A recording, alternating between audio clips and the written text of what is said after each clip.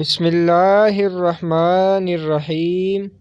وہ گناہ جس کا تمہیں رنج ہو اللہ کے نزدیک اس نیکی سے کہیں اچھا ہے جو تمہیں خود پسند بنا دے۔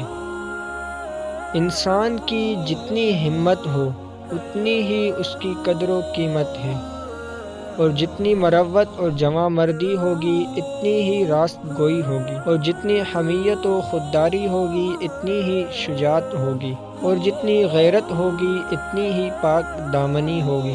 صبر دو طرح کا ہوتا ہے، ایک ناگوار باتوں پر صبر اور دوسرا پسندیدہ چیزوں سے صبر۔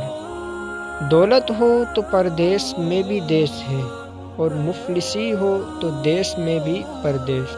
قناعت وہ سرمایہ ہے جو ختم نہیں ہو سکتا۔ مال نفسانی خواہشوں کا سرچشمہ ہے، جو برائیوں سے خوف دلائے وہ تمہارے لیے مژدہ سنانے والے کی مانند ہے۔